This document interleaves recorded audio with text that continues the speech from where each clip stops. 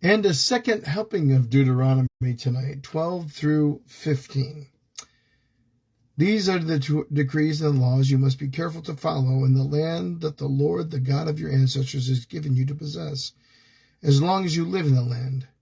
Destroy completely all the places on the high mountains, on the hills, and under every spreading tree where the nations you are dispossessing worship their gods. Break down their altars, smash their sacred stones, and burn their Asherah poles in the fire. Cut down the idols of their gods and wipe out their names from those places. You must not worship the Lord your God in their way, but you are to seek the place the Lord your God will choose from among all your tribes to put his name there for his dwelling. To that place you must go. There bring your burnt offerings and sacrifices, your tithes and special gifts, which you have vowed to give, and your freewill offerings, and the firstborn of your herds and flocks. There in the presence of the Lord your God, you and your family shall eat and shall rejoice in everything you have put your hand to, because the Lord your God has blessed you. You are not to do as we do here today, everyone doing as they see fit, since you have not yet reached the resting place in the inheritance the Lord your God is giving you. But you will cross the Jordan and settle in the land the Lord your God is giving you as an inheritance, and he will give you rest from all your enemies around you, so that you will live in the safety. Then in the place the Lord your God will choose as a dwelling for his name, there you are to bring everything I command you, your burnt offerings and sacrifices, your tithes and special gifts, and all the choice possessions you have vowed to the Lord. And there rejoice before the Lord your God, you, your sons and daughters, your male and female servants, and the Levites from your towns, who have no allotment or inheritance of their own. Be careful not to sacrifice your burnt offerings anywhere you please. Offer them only at the place the Lord will choose. In one of your tribes, offer them only in the place the Lord will choose in one of your tribes, and there observe everything I command you. Nevertheless, you may slaughter your animals in any way in any of your towns, and eat as much of the meat as you want, as if it were gazelle or deer, according to the blessing of the Lord your God gives you. Both the ceremonially unclean and the clean may eat it, but you must not eat the blood. Pour it on the ground like water. You must not eat in your own towns the tithe of your grain and new wine and olive oil, or the firstborn of your herds and flocks, or whatever you have vowed to give, or your free will offerings or special gifts. Instead, you are to eat them in the presence of the Lord your God, at the place of the Lord your God will choose.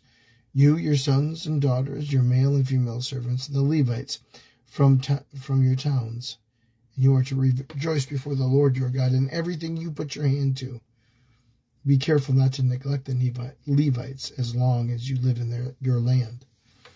When the Lord your God has enlarged your territory as he promised you, that he's promised you, and you crave meat and say, I would like some meat, then you may eat as much of it as you want. If the place where the Lord your God chooses to put his name is too far away from you, you may slaughter animals from the herds and the flocks the Lord has given you, as I have commanded you, and in your own towns you may eat as much as you want. Eat them as you would a gazelle or a deer. Both the ceremonially unclean and clean may eat. But be sure you do not eat the blood, because the blood is the life, and you must not eat the life with the meat. You must not eat the blood. Pour it on the ground like water. Do not eat it, so that it may go well with you and your children after you, because you will be doing what is right in the eyes of the Lord. But take your consecrated things and whatever you have vowed to give, and go to the place the Lord will choose. Present your burnt offerings on the altar of the Lord your God, both the meat and the blood. The blood of your sacrifices must be poured beside the altar of the Lord your God, but you may eat the meat. Be careful to obey all these regulations I am giving you, so that it may always go well with you and your children after you, because you will be doing what is good and right in the eyes of the Lord your God. The Lord your God will cut off before you the nations you are about to invade and dispossess. But when you have driven them out and settled in their land, and after they have been destroyed before you, be careful not to be ensnared by inquiring about their gods, saying, How do these nations serve their gods? We will do the same. You must not worship the Lord your God in their way, because in worshiping their gods they do all kinds of detestable things the Lord hates. They even burn their sons and daughters in the fire as sacrifices to their gods. See that you do all I command. Do not add to it or take away from it. Chapter 13. If a prophet or one who foretells by dreams appears among you and announces to you a sign or wonder, and if the sign or wonder spoken of takes place, and the prophet says, "Let us follow other gods, gods you have not known, and let us worship them," you must not listen to the words of that prophet or dreamer. The Lord your God is testing you to find out whether you love him with all your heart and with all your soul. It is the Lord your God you must follow, and to him you must revere. Keep his commands and obey him. Serve him and hold fast to him. That prophet or dreamer must be put to death for inciting rebellion against the Lord your God, who brought you out of Egypt and redeemed you from the land of slavery. That prophet or dreamer tried to turn you away from the Lord your God commanded you to follow. You must purge the evil from among you. If your very own brother or your own son or daughter or a wife you love, or your closest friend secretly entices you, saying, "Let us go and worship other gods, gods that neither you or your ancestors have known, gods of the peoples around you, whether near or far, from one end of the land to the other," do not yield to them or listen to them. Show them no pity. Do not spare them or shield them. You must certainly put them to death. Your hand must be the first in putting them to death, then the hands of all the people. Stone them to death because they tried to turn you away from the Lord your God, who brought you out of Egypt, out of the land of slavery. Then all Israel will hear and be afraid, and no one among you will do such an evil thing again. If you hear it said about one of the towns the Lord your God is giving you to live in, that troublemakers have arisen among you, and have led the people of their town astray, saying, "Let us go worship other gods, gods you have not known," then you must inquire, probe, and investigate it thoroughly. And if it is true, and if it's proved that a detestable thing has been done among you, you must certainly put to the sword all who live in that town. You must destroy it completely, both its people and its livestock. You are to gather all the plunder of the town into the middle of the public square and completely burn the town and all its plunder as a whole burnt offering to the Lord your God. That town is to remain a ruin forever, never to be rebuilt. And none of the condemned things are to be found in your hands. Then the Lord will turn from his fierce anger, will show you mercy, and will have compassion on you. He will increase your numbers, as he promised on oath to your ancestors, because you obey the Lord your God by keeping all of his commands that I am giving you today and doing what is right in his eyes. Chapter 14. You are the children of the Lord your God. Do not cut yourselves or shave the fronts of your heads for the dead. For you are a people holy to the Lord your God, and out of all the peoples on the face of the earth the Lord has chosen you to be his treasured possession. Do not eat any detestable thing. These are the animals you may eat: the ox, the sheep, the goat, the deer, the gazelle, the roe deer, the wild goat, the ibex, the antelope, the mountain sheep. You may eat any animal that has the divided hoof and that chews the cud. However, of those that chew the cud or have divided hoof, you may not eat the camel, the rabbit, or the hyrax. Although they chew the cud, they do not have a divided hoof. They are ceremonially unclean for you. The pig is also unclean. Although it has a divided hoof, it does not chew the cud. You are not to eat the meat or touch their carcasses. Of all the creatures living in the water, you may eat any that has fins and scales. But anything that does not have fins and scales you may not eat, for you it is unclean.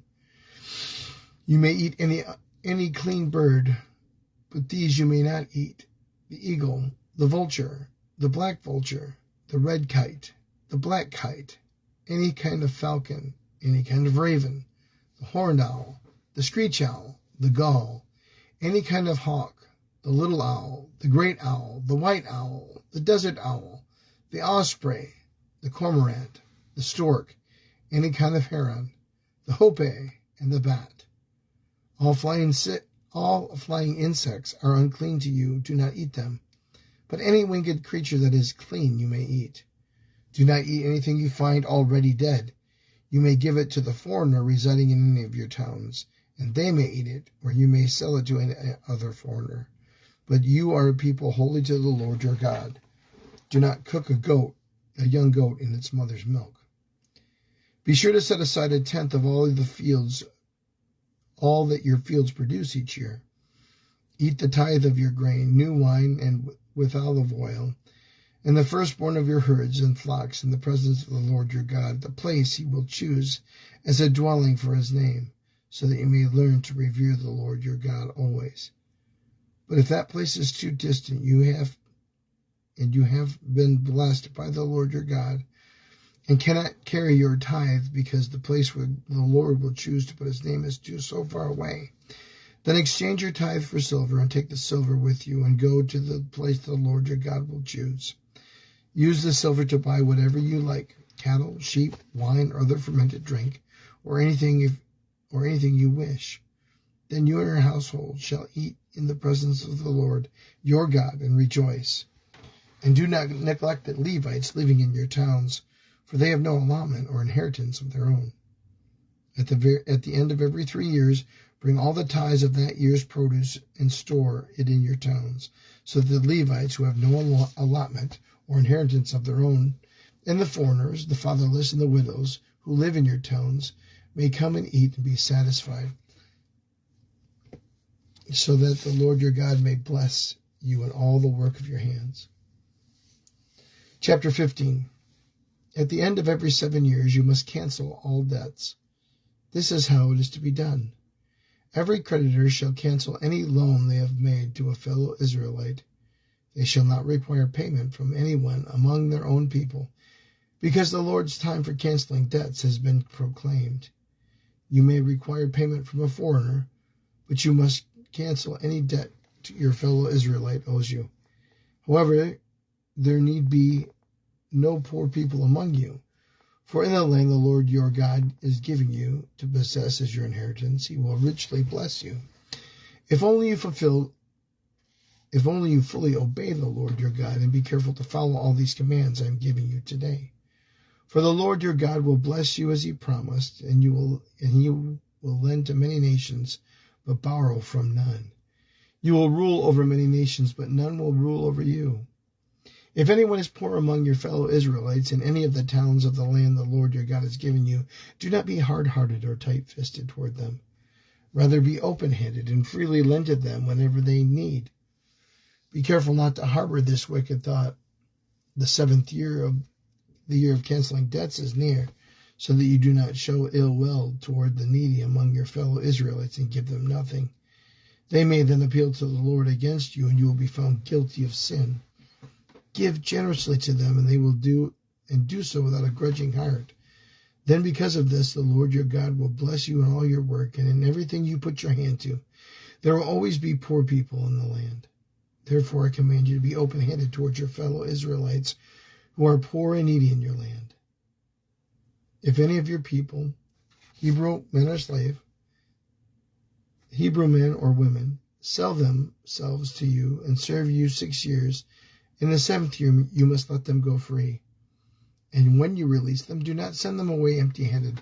Supply them liberally from your flock, your threshing floor, and your winepress. Give them as the Lord your God has blessed you. Remember that you were slaves in Egypt, and the Lord your God redeemed you. That is why I give you this command today. But if your servant says to you, I don't want to leave you, because he loves you and your family and is well off with you, then take an awl and push it through his earlobe into the door, and he will become your servant for life. Do the same for your female servant. Do not consider it a hardship to set your servant free, because their service to you these 6 years has been worth twice as much as of what your hired hand. And the Lord your God will bless you in everything you do. Set apart for the Lord your God every firstborn male of your herds and flocks. Do not put the firstborn of your cows to work. Do not shear the firstborn of your sheep. Each year you and your family are to eat them in the presence of the Lord your God, at a place he will choose. If an animal has a defect, is lame or blind, or has any serious flaw, you must not sacrifice it to the Lord your God. You are to eat it in your own towns. Both the ceremonially unclean and the clean may eat it, as if it were gazelle or deer, but you must not eat the blood poured on the ground like water. Deuteronomy, chapters 12 through 15. The Word of God for the people of God. Thanks be to God.